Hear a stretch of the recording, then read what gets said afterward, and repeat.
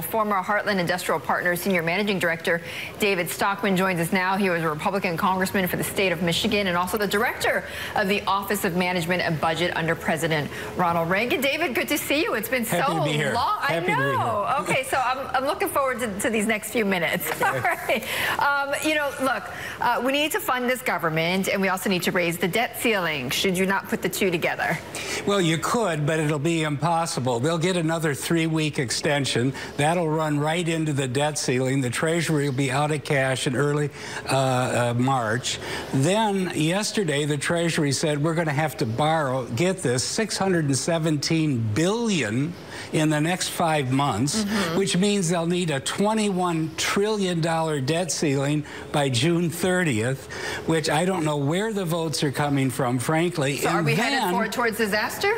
We're heading towards disaster because when we get to October 1, that's fiscal 2019, remember, this is year 10 of a business expansion that at that point will be the longest in history.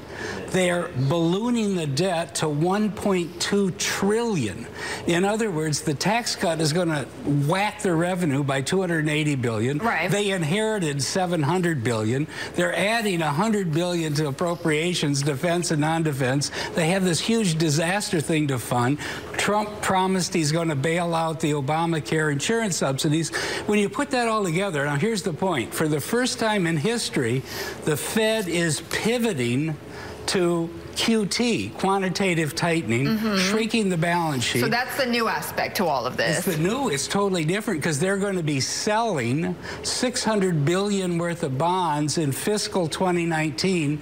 At the same time, the Treasury's borrowing $1.2 trillion. But David, I'm having a very strong sense of deja vu all over again because I feel like we were in the same spot several years ago talking about the debt ceiling and talking about stopgap funding during the Obama. I feel like we were having the same conversation, and again, what happens is that Washington pulls through at the last moment. Why is this time any different? First of all, you have a different president. You have a Congress that is totally fractured and dysfunctional. But more importantly, even if they find some way to paper it over, my point is about economics.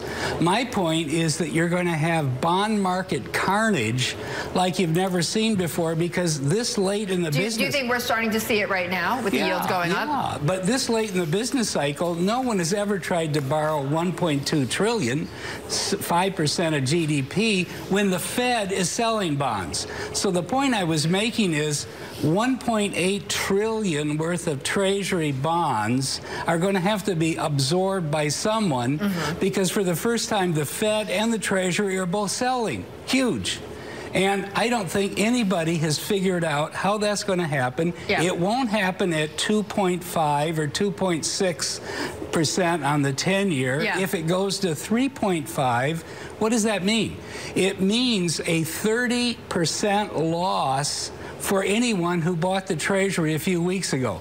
That means that the whole financial system is going to go through a big reset. You can't have a 30% loss in the core bond market and not have that turn into upsetting everything.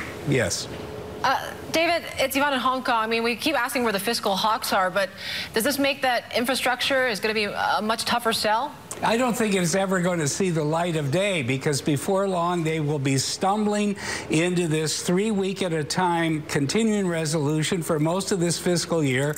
They may increase the debt ceiling temporarily or suspend it for a few months, but I can predict with almost certainty that will not see the light of day because the Republican Freedom Caucus and the few hawks that are left are going to be horrified when they see how much they have to raise the debt ceiling and how much we're going to be borrowing. No one has ever thought we're going to borrow $1.2 trillion after we've had a 10-year recovery and we're at full employment. That's crazy. Maybe you do at the bottom of the business cycle, but not 10 years into an expansion.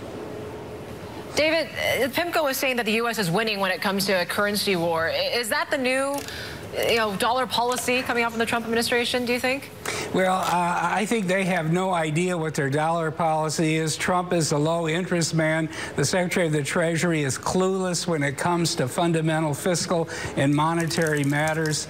But the point is, there is no virtue in trashing the dollar. I think it's near the bottom of this, 15% decline we've had in the last year. Right. But if we continue with this, it'll only raise the CPI, the inflation rate domestically, and create even more of a dilemma for the Fed. Okay, just really quickly, I want to just pull up a chart here. G#BTV6636, which shows we're closing out one of the strongest months since March 2016. If everything is as terrible as you're saying, if President Trump is as bad as you're saying, why are the markets up? Because the markets are delusionary. Oh, God. No, this has nothing to do with discounting any future. This is day trading. This is machine trading. This is robo traders. This is not on fundamentals. And it has nothing to do with fundamentals. The markets have been broken by the Fed, and until they hit something that's pretty... Earnings have nothing to do with this, David? No, earnings are going to come in at $110 a share for 2017. In 2014, it was $106 a share. So in 3 years, you've gone up 2%. This is the only thing that's going on here is a rebound after the deflationary drop we had in 2015 and 16. This isn't any sign that they're going to keep growing at any kind of rate. And if yields go over 3%, which they will, then the economy is going to go through another whole adjustment, like the housing market. Okay. What's going to happen to the whole refi business when all of a sudden everybody out there can't refi their mortgage because they already got the best rate they're ever going to get? Lots of problems cropping up. Yeah, certainly. Another one, of course, is this Russian investigation. David, I know you've called this a witch hunt, despite the fact that you are anti-Trump, but what can we get out of this memo? Is this enough ground for the president to actually fire Mueller? Well, I wish he would, but he's being cautioned not to because it would cause a firestorm in Washington, and I remember all the way back to Nixon times when I was there as a young guy at Capitol Hill. But the point is, this Russia thing is nonsense. There's no evidence, and if there was evidence, they would have NASA would have it on their intercepts, and it would have leaked long ago. Yeah. So this is basically the Democrats trying to relitigate an election they lost against one of the worst, weakest candidates that they could ever come up against because their candidate was even weaker. This is really dangerous. We need to be finding rapprochement with Russia. We can't afford a $700 billion defense budget. We don't need one. We don't need to have a confrontation with Russia. But the Democrats and the progressives and liberals have become the war hawks and warmongers of the present era. Everything's upside down. And if you think Washington is a reliable partner for Wall Street and the economy, you got to think again. David, appreciate the time. David Stockman there, former Heartland Industrial Partners Senior Managing Director, joining us there in New York. Coming up next, we are looking